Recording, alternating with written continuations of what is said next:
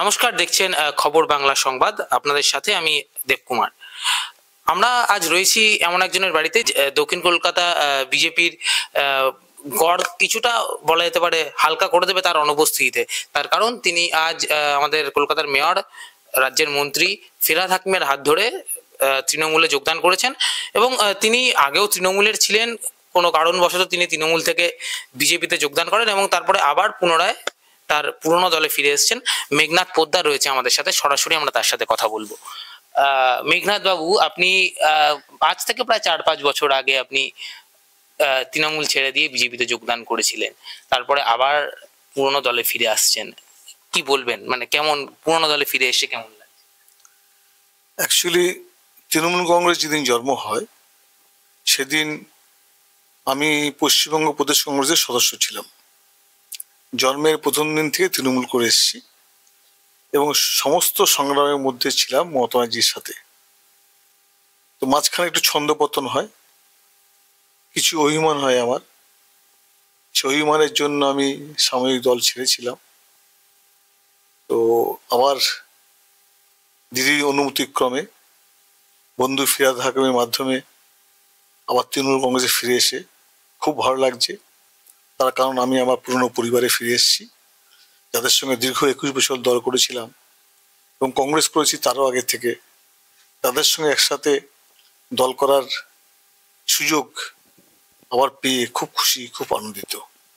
আপনি এক্ষুনি বললেন যে কিছু অভিমানের কারণে আপনি দল ছেড়েছিলেন।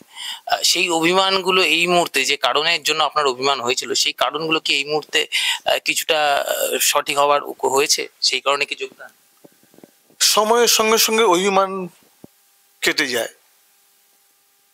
পরিবারেও যদি কেউ বাইরে থেকে কোনো কারণে রাগ করে অভিমান করে বেরোয়, কিছুদিন পরে ফিরে আসে। আজকে বই বলছিল যে সকালবেলা বাড়ি থেকে বেরোনোর পরে যদি কেউ সন্ধ্যাবেলা ঘরে ঢুকে আসে, ফিরে আসে, সেটাকে বাড়িতে চলে যাওয়া বলে না। তো সেই অর্থে সময়ের সঙ্গে সঙ্গে অভিমানের পরিবর্তন হয়েছে, অভিমান কমেছে। যেহেতু যে দলটা প্রতিষ্ঠার লগ্ন থেকে ছিলাম, তাই আবার সেই দলে ফিরে এসেছি। মূলত বিজেপি আপনি ছাড়লেন কেন, কি কারণ? বিজেপি ছাড়লাম কেন, অ্যাকচুয়ালি বিজেপিটা ছাড়াটা সাবজেক্ট না। সাবজেক্ট হচ্ছে বিজেপি আমাকে যথেষ্ট সম্মান দিয়েছে, বিজেপি আমাকে কাজ করার সুযোগ দিয়েছে, বিজেপি কর্মীরা আমাকে অত্যন্ত ভালোবাসতো, অত্যন্ত শ্রদ্ধা করত। কিন্তু নেত্রীর আহ্বানে, যেহেতু আমার 21 বছর পুরনো দল, বিভিন্ন নেতৃত্ব আমাকে বলাতে, প্লাস এত বছরের যে আমার সহকর্মী ছিল তৃণমূলে, তারা দীর্ঘদিন ধরে বলে আসছিল দাদা ফিরে আসুন, ফিরে আসুন, ফিরে আসুন। সে একটা ছিল, তাই ফিরে এসেছি। কিন্তু বিজেপি ছাড়বার জন্য আমার কোনো ক্ষোভ নেই, কোনো ক্ষোভে বিজেপি ছাড়িনি আমি আর কি। বিজেপির প্রতি আমার কোনো ক্ষোভ নেই দল ছাড়ার জন্য।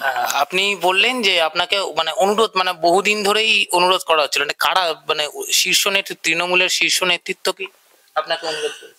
দলের আমার যারা দীর্ঘদিনের সহকর্মী, আমি তৃণমূল ট্রেড ইউনিয়নের দক্ষিণ কলকাতার 9 বছর সভাপতি ছিলাম। প্রায় 200 ইউনিয়ন আমার নিজে হাতে তৈরি করেছিলাম। হাজার হাজার দলের যারা মেম্বার তৃণমূল ট্রেড ইউনিয়নের, আমার যারা সহকর্মী, তারা আমার যে পরিষেবা পেয়েছিল দীর্ঘদিন ধরে, সেই পরিষেবা আবার নতুন করে পাওয়ার জন্য, সেই তাদের সমস্যার সমাধানের জন্য আমি যেভাবে ঝাঁপিয়ে পড়েছিলাম, সেটা ওদেরকে অত্যন্ত অনুপ্রাণিত করেছিল। আমার অ্যাবসেন্স ওদের এই সমস্যাগুলো মিটছিল না। প্লাস ওদের প্রতি আমার যে স্নেহ ভালোবাসা, এবং ওরা আমাকে যেভাবে পেত সমস্ত কাজে সর্বভাবে, সেই জন্য বাবা করে ওরা চাইছিল আমি আবার ফিরে আসি। সঙ্গে অনেক কাউন্সিলর বন্ধু, এমএলএ যাদের সঙ্গে দীর্ঘদিন দল করেছি, তাদেরও মনে প্রায় চাইছিল আমি যেন ফিরে আসি। এই তৃণমূলে আসার পর আগামী দিনে কিভাবে চলবেন, মানে কিভাবে পথ চলবেন, কি সিদ্ধান্ত নিয়েছেন?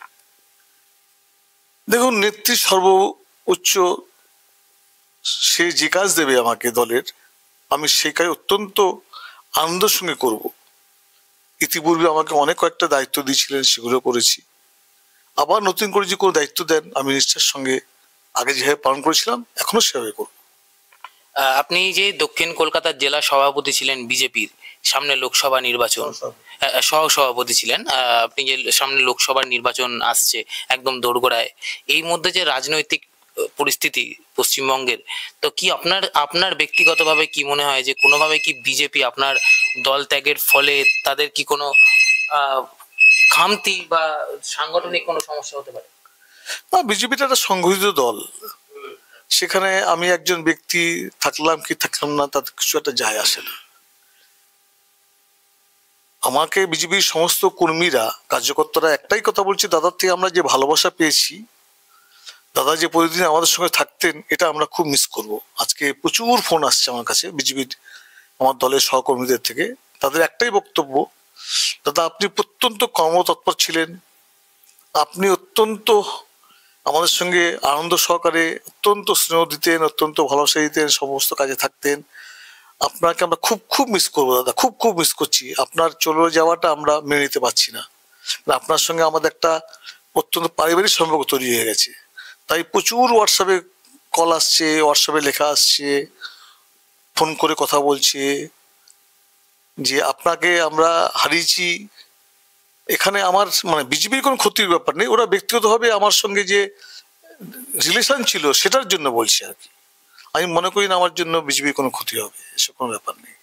বিজেপির শীর্ষ নেতৃত্বরা কি কোনো রকম ভাবে যোগাযোগ করেছেন আপনার সাথে? আমাদের জেলার নেতৃত্বরা যোগাযোগ করেছে, রাজ্যে কোনো নেতৃত্ব যোগাযোগ করেনি, তারা খুব হতাশ আমি দল ছাড়াতে আর কি।